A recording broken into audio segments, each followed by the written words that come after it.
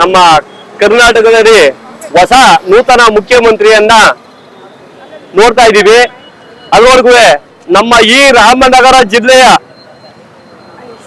ಮಾನ್ಯ ಮುಖ್ಯಮಂತ್ರಿ ಅವ್ರನ್ನ ನಾವು ಇವತ್ತೊಂದು ದಿವಸ ಕಣ್ಣಲ್ಲಿ ನೋಡುವಂತ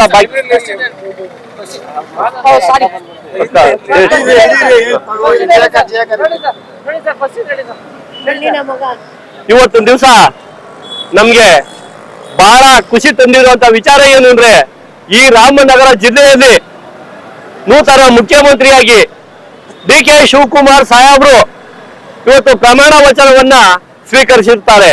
ದಿನಾಂಕ 3/6/2026 ಈಗಿನ ಟೈಮ್ಗೆ ಅವರು ಪ್ರಮಾಣ ವಚನ ಸ್ವೀಕರಿಸಿದಾಗ ಇಡೀ ಜಾಸ್ತಿ ಹೆಚ್ಚಿಗೆ ಜನ ನಮ್ಮ ಬೆಂಗಳೂರು ಕಾರ್ಯಕ್ರಮಕ್ಕೆ ಬರಬೇಡಿ, ನಿಮ್ಮ ಪ್ಲೇಸ್ ನಲ್ಲಿ ನೀವು ಮಾಡಿ ಅಂತ ನಮ್ಗೆ ಹೈಕಮಾಂಡ್ ಇಂದ ಸಂದೇಶಗಳು ಬಂದಿದ್ದು.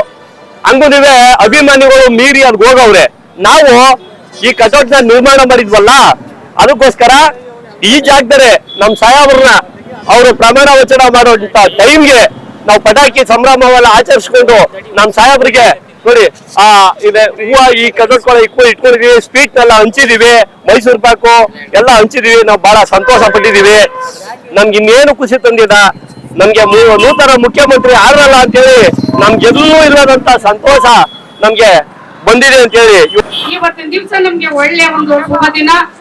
ಈ ಶುಭ ದಿನದಲ್ಲಿ ಇಡೀ ಕರ್ನಾಟಕದ ರಾಜ್ಯಾದ್ಯಂತ ಅವರ ಅಭಿಮಾನಿಗಳೆಲ್ಲರೂ ಇವತ್ತು ಸಂತೋಷ ಪಡ್ತಾ ಇದ್ದಾರೆ. ನಿಜವಾಗ್ಲೂ ಹೇಳ್ಬೇಕಂದ್ರೆ ನಮ್ಮ ಎಲ್ರಿಗೂ ಒಂಥರ ಖುಷಿ ತಂದಂತ ಒಂದು ದಿನ.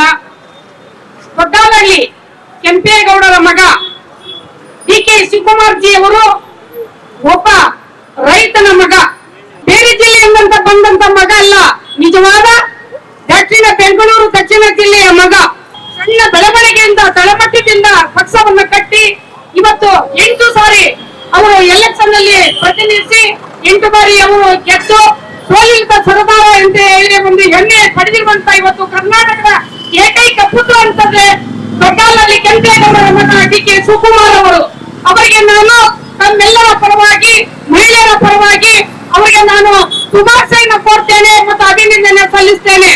ಇನ್ನೊಂದೇನಪ್ಪ ಅಂತ ಹೇಳಿದ್ರೆ, ಅವರು ನಿಜವಾಗ್ಲೂ ನಮ್ಮ ಕರ್ನಾಟಕ ರಾಜ್ಯಕ್ಕೆ ಒಂದು ಅವರ ಅಧಿಕಾರದ ಅವಧಿಯಲ್ಲಿ ಒಳ್ಳೆಯ ಕರ್ನಾಟಕ ರಾಜ್ಯಕ್ಕೆ ಎಲ್ಲಾ ವರ್ಗದ ಜನರಿಗೆ ಏನು ತಾರತಮ್ಯ ಇದ್ದಂಗೆ ಒಂದು ಆಡಳಿತವನ್ನ ಕೊಡಬೇಕು ಅಂತ ಹೇಳಿ ನಾವಂತೂ ಎಲ್ಲರೂ ನಮ್ಮ ಒಂದು ಆಸನೆ. ರಾಜ್ಯದ ಜನರಿಗೆ ಒಂದು ಬಹಳಷ್ಟು ದಿನದಿಂದ ಕುತೂಹಲ ಬಹಳಷ್ಟು ಮೂಡ್ತಾನೆ ಇರೋದು, ಗುಸು ಮಾತುಗಳು. ಆದ್ರೆ ಇವತ್ತೊಂದು ದಿವಸ ಆ ಗುಸು ಮಾತೆಲ್ಲ ಹೋಗಿ ಇವತ್ತು ನಗುತ್ತಾ ಎಲ್ಲ ಮಾಡುವಂತ ಸ್ಥಿತಿಗೆ ಜನರ ಮನಸ್ಸುಗಳು ಇವತ್ತು ಸುರಕ್ಷಿತವಾಗಿದೆ. ಆದ್ರೆ ಎಷ್ಟೋ ಜನ ಇದಾಗಲ್ಲ, ತರ ಹತ್ತಲ್ಲ ಅಂತ ಇದ್ರು. ನಮ್ಗೊಂದು ನಂಬಿಕೆ ಇತ್ತು. ಇದೇ ಮಾಧ್ಯಮದವ್ರಗ ನಾನು ಸ್ಟೇಟಸ್ ಕೋಲಲ್ಲಿ ಅವ್ರ ಕೈಯಿಂದಾನೆ ಹಾಕ್ಸಿದ್ದೆ. ಏನ್ ಸ್ವಾಮಿ 6 ತಿಂಗಳಾಯ್ತು ನೀವೆಲ್ಲ ದೇವ್ರಗಳನ್ನೆಲ್ಲ ಬೇಡ್ಕೊಂಡಿದ್ರಿ, ಎಲ್ಲ ಮುಖ್ಯಮಂತ್ರಿ ಅಣ್ಣವ್ರು 2 ದಿನ ದೇವರಾಗ್ರಿ ತಂದೆ ಅಂತ ಹೇಳ್ತಾ ಇದೆ. ಆದ್ರೆ ಭಗವಂತ ಬಲಭಾಗ 6-7 ದೇವ್ರಗಳಲ್ಲಿ ಹೂವು ಕೊಟ್ಟಿತ್ತು. ಈಗ ಸುಮಾರು ಜನ ಮಹಿಳೆಯರುಗಳು ಹೋಗಿದ್ದು. ಆ ಪೆನ್ ಡ್ರೈವ್ ಅಂತ ನಮ್ DK ಶಿವಕುಮಾರ್ ಸಾಹೇಬ್ರಿಗೆ ಪೆನ್ ಡ್ರೈವ್ ತಗೊಳ್ಳಿ ಸ್ವಾಮಿ ಅಂದಾಗ ಪೊಲೀಸ್ನವರು ರಪ್ಪಂತ ಇಟ್ಕೊಂಡ್ರು ನನ್ನ. ಆದ್ರೆ ಏನು ಪೆನ್ ಡ್ರೈವ್ ಇಲ್ಲ ಸ್ವಾಮಿ, ಮುಖ್ಯಮಂತ್ರಿ ಆಯ್ತಾರೆ ಅಂತ ಹೇಳಿ ದೇವ್ರಿಗೆ ನಾವು ಕೈ ಮುಗಿದ್ ಮಾಡ್ಕೊಂಡು ವಿಡಿಯೋ ಮಾಡಿದ್ರು ಅಂತ ಕೈ ಕೊಡಕ್ ಬಂದಿದ್ವಿ ಸಾಹೇಬ್ರಿಗೆ ಎಂದು. ಅವಾಗ ನಮ್ಮ DK ಶಿವಕುಮಾರ್ ಸಾಹೇಬ್ ಅದು ಇಸ್ಕೊಂಡು 2 ಕಣ್ಣು ಒತ್ಕೊಂಡು ಟಾಟಾ ಮಾಡಿ ಜೋಗು ಮಾಡಿಕೊಂಡು ಹೋದ್ರು. ಆದ್ರೂ ನಮ್ಮ ಮನಸ್ಸಲ್ಲಿ ಎಲ್ಲಾ ಮಹಿಳೆಯರಿಗೂ ನಮ್ಗೆ ಎಲ್ಕೊಂಡು ನೋವಿತ್ತು. ಆ ಪರಮಾತ್ಮ ಫಸ್ಟ್ ಕೆಂಗಲ್ ಹನುಮಂತರಾಯ, ನಂತರ ಶನಿದೇವರಾಯ, ಮತ್ತೆ ಮಂಟೇನಲಿಂಗ ಸ್ವಾಮಿ ಇವರು ನಮ್ಗೆ ಪಾದ ಹೂವುಗಳನ್ನ ಸುರಿಮಳೆ ಮಾಡಿದ್ರು. ಇನ್ನು ಹಲವಾರು ದೇವರುಗಳು. ಅದು ಇವತ್ತು ದಿವಸ ಭವಿಸಿದ್ದು ಫಲ ನಮಗೆ ಬಹಳ ಸಂತೋಷ ಆಗಿದೆ.